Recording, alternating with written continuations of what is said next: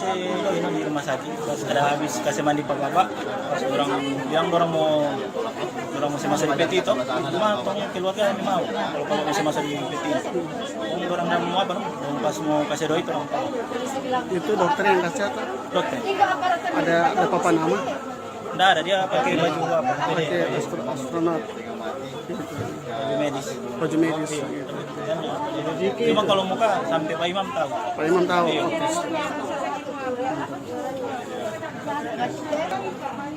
Terus tanya ini Doi apa? Dia ada tanya Doi apa? 3 kali ada bilang. Oh enggak ambil Jo, ini Doi dari rumah sakit. Pokoknya ini Doi apa ini?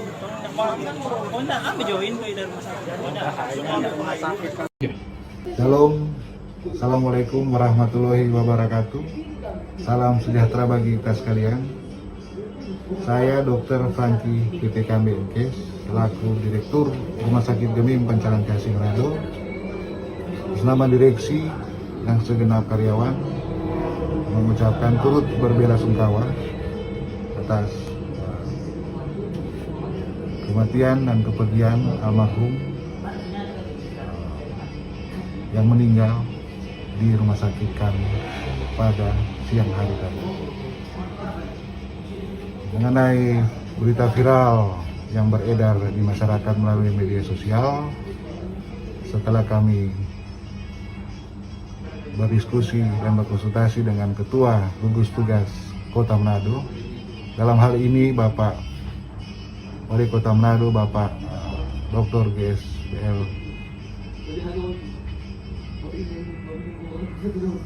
kami disarankan untuk memberikan klarifikasi. Setiap pasien yang masuk di Rumah Sakit Gemim Pancaran Kasih,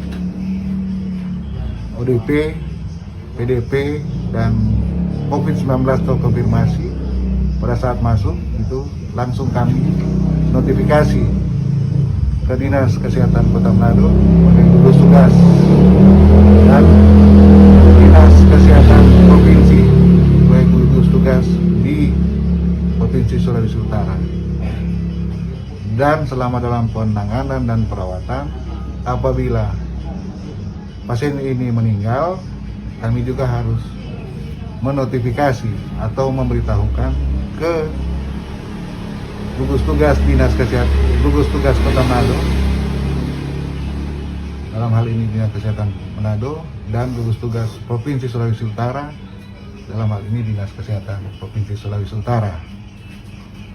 Dan apabila pasien PDP, ODP, COVID-19 terkonfirmasi meninggal, ada protokol yang digunakan, yaitu protokol jenazah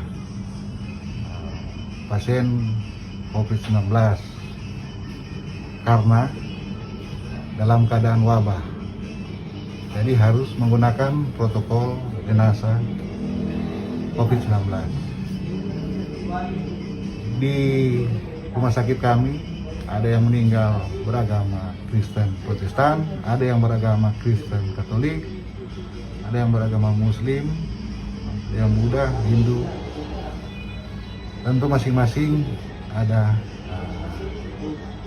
penanganan sesuai dengan keyakinan agamanya. Kebetulan pasien ini beragama Muslim, jadi kami menggunakan Fatwa MUI tahun 2020 nomor 18 tentang pedoman pengurusan jenazah Muslim yang terinfeksi COVID-19. Di pasal 7 disebutkan jenazah bisa dimandikan,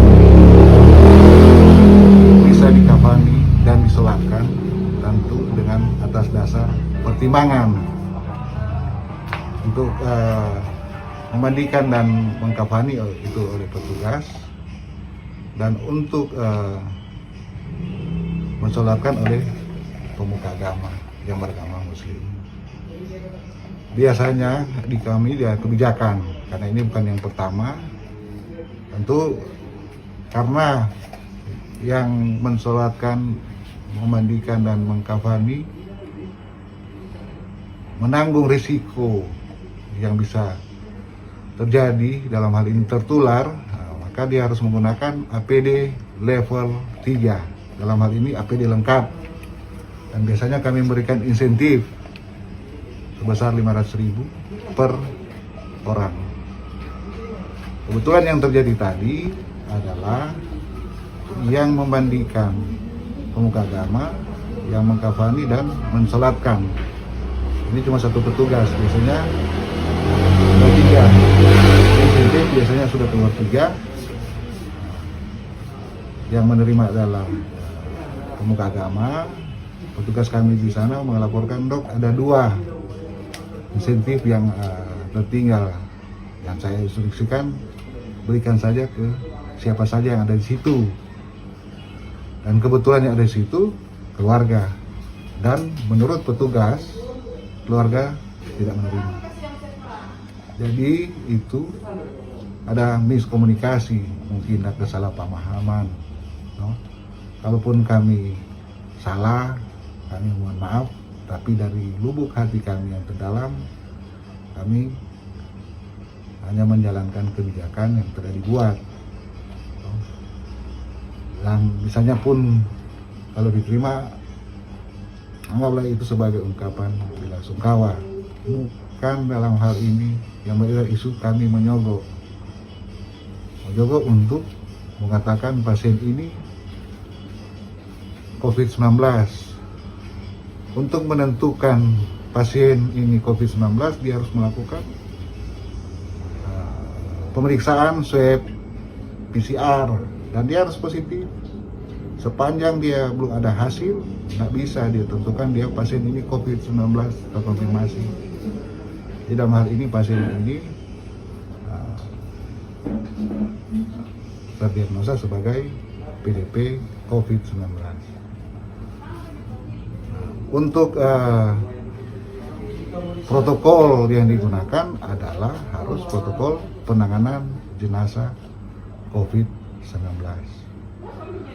Kedua, untuk klarifikasi masalah bahwa kami membolehkan untuk dibawa pulang,